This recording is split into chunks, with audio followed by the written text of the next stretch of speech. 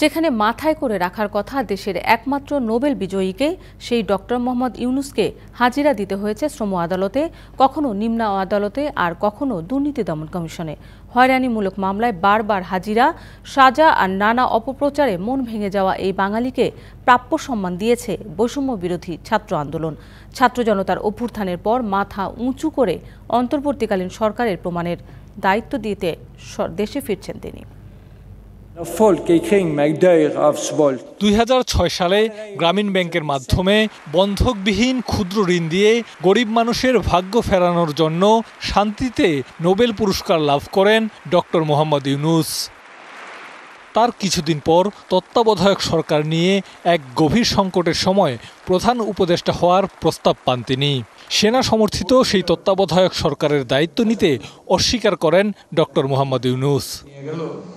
ওই সময় নাগরিক শক্তি নামে একটি রাজনৈতিক দল গঠনের পরিকল্পনা প্রকাশ করেও পরে পিছিয়ে যান তিনি।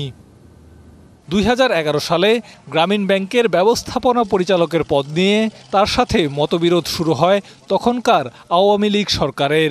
এ ঘটনায় পদত্যাগ করেন তিনি। তার পরের বছরই দুর্নীতির ষড়যন্ত্র হচ্ছে অভিযোগে পদ্মা সেতু প্রকল্পে অর্থায়ন না করার ঘোষণা দেয় বিশ্বব্যাংক।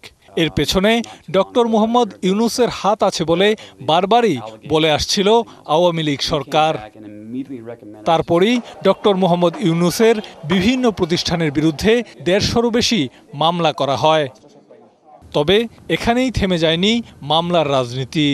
খোদ ডক্টর মোহাম্মদ ইউনূসের বিরুদ্ধেই 2021 সালের 9 সেপ্টেম্বর শ্রম আইন লঙ্ঘনের মামলা করে কলকারখানা ও প্রতিষ্ঠান অধিদপ্তর। ঢালাইয়ে দৃঢ়তা, নির্মাণে নিশ্চয়তা, প্রিমিয়ার সিমেন্ট, ঢালাইয়ের রাজা। 2024 সালের 1 জানুয়ারি এই মামলায় 6 মাসের সাজা দেয়া হয় বাংলাদেশের প্রথম নোবেল বিজয়ীকে, যা এই ধারায় সর্বোচ্চ সাজা। এই রায় পেলাম, যে দোষ আমরা করি নাই সেই দোষের উপরে শাস্তি পেলাম, এটা আমাদের কপালে ছিল। এরপরও থেমে থাকেনি নিপীড়নের চেষ্টা। তারপর দুর্নীতি দমন কমিশন ডক্টর মোহাম্মদ ইউনূসের বিরুদ্ধে শ্রমিকদের 25 কোটি টাকা আত্মসাতের মামলা করে। সারাক্ষণই খাঁচার ভেতরে ছিলাম। একজন নিরপরাধ নাগরিককে একটা লোহার খাঁচার ভেতরে গিয়ে দাঁড়িয়ে থাকতে হবে আদালত শুনানি চলাকালীন, এটা আমার কাছে অত্যন্ত অপমানজনক। একটা সভ্য দেশে কেন এরকম হতে যাবে? কেন একজন নাগরিককে খাঁচার ভেতরে পশুর মতো দাঁড়িয়ে থাকতে হবে? বিভিন্ন মামলার শুনানিতে বারবার বিভিন্ন আদালতে হাজিরা আর শুনানিতেই তার মূল্যবান সময় নষ্ট হয়, এ নিয়ে বারবার ক্ষোভও প্রকাশ করেন তিনি। এই যে দুর্ভাগ্য আমাদের, যে সারা জীবন দিল এটার জন্য, তাকে আদালতে যাওয়ার জন্য, জেলখানায় যাওয়ার জন্য প্রস্তুতি নিয়ে আসতে হয়। এরই মধ্যে ঘটে গেল ক্ষমতার পালাবদল।